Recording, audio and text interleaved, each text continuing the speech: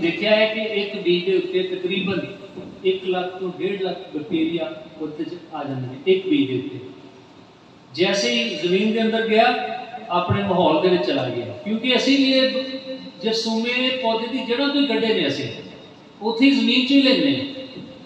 जैसे ही जमीन के अंदर गया इन्हें अपना फौरी तौर पर जैसे वो जड़ निकलनी है ना बीज के अंदरों।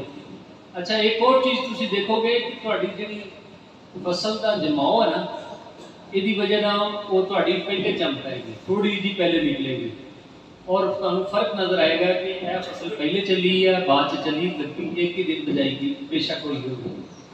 अच्छा वो जो जड़ा फैलनियां शुरू होंदियां ने ना जी, ये बैक्टीरिया नू खुराक मिलनी शुरू हो जाती है। खुराक कितों मिलती? पौधे तो।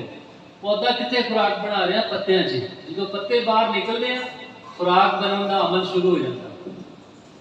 क्यों जी? इदा ही है ना, जिस तरह असी खुराक खाते हैं पौधे भी, पौधे खुराक बनाते हैं साढ़े वास्ते। ये अल्लाह ने एक जरिया बनाया कि खुराक की जड़ा बनना है, खुराक पौधे तैयार करते हैं, पौधों तो ही जानवरों से आती है, इंसान खाता है खुराक।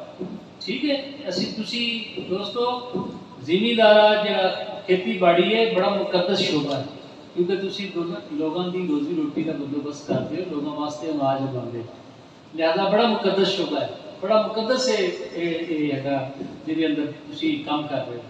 तो दोस्तों ये जिहड़े बैक्टीरिया ने ये की करते हैं, खुराक लेंदे ने पौधे तो, और ये खुराक फिर इस्तेमाल करके फिर बढ़ना शुरू होंदे हैं और हारमोन जड़े ने या अपने जड़े वो खामरे ने छोड़ना शुरू करते हैं। तुम देखोगे कि तस्वीर देखी होनी है वीडियोज, हर जिमीदार ना कढ़ के बाहर दिखाता जड़ा कि यह वो पौधा जिहदियां जड़ां इन्नियां रह गई, आ पौधा जिहदियां जड़ां इन्नियां फैल गई या ज़्यादा फैल गई, ਉਹਦੇ ਵਿੱਚ ਇਹ ਖਾਮਰੇ ਜਿਹੜੇ ਨੇ ਜੀ ਉਹਦੀਆਂ ਜੜਾਂ ਜ਼ਿਆਦਾ ਬਣਾ ਦਿੰਦੇ। ਸਭ ਤੋਂ ਪਹਿਲਾਂ ਜਦੋਂ ਜੜਾਂ ਜ਼ਿਆਦਾ ਫੈਲਦੀਆਂ ਨੇ ਜਾਂ ਜ਼ਿਆਦਾ ਲੰਮੀਆਂ ਹੁੰਦੀਆਂ ਨੇ, ਜ਼ਿਆਦਾ ਜਿਹੜਾ ਗੁੱਛਾ ਬਣਦਾ ਜੜਾਂ ਦਾ, ਤੇ ਉਹ ਖੁਰਾਕ ਵੀ ਜ਼ਿਆਦਾ ਲੈਂਦੀਆਂ ਨੇ, ਜ਼ਿਆਦਾ ਏਰੀਏ ਤੋਂ ਖੁਰਾਕ ਉਹ ਆਪਣੇ ਅੰਦਰ ਲੈ ਕੇ ਆਉਂਦੀਆਂ ਨੇ, ਉਹ ਫਿਰ ਬੈਕਟੀਰੀਆ ਅੱਗੇ ਅੱਗੇ ਅੱਗੇ ਅੱਗੇ ਫੈਲਣਾ ਸ਼ੁਰੂ ਹੋ ਜਾਂਦੇ ਨੇ ਔਰ ਜ਼ਮੀਨ ਦੇ ਅੰਦਰੋਂ ਖੁਰਾਕ ਜਿਹੜੀ ਮੈਂ ਤੁਹਾਨੂੰ ਕਿਹਾ ਕਿ ਜੀ ਉਹ ਫਾਸਫੋਰਸ ਨੂੰ ਵੀ ਹੱਲ ਕਰਕੇ ਲਿਆਉਂਦੇ ਨੇ, ਕੁਛ ਨਾਈਟ੍ਰੋਜਨ ਵੀ ਹਵਾ ਤੋਂ ਲੈਣਾ ਸ਼ੁਰੂ ਕਰ ਦਿੰਦੇ ਨੇ, कुछ हारमोन बनाना शुरू कर देते हैं। ये मुख्तलिफ किस्म के अमल ने।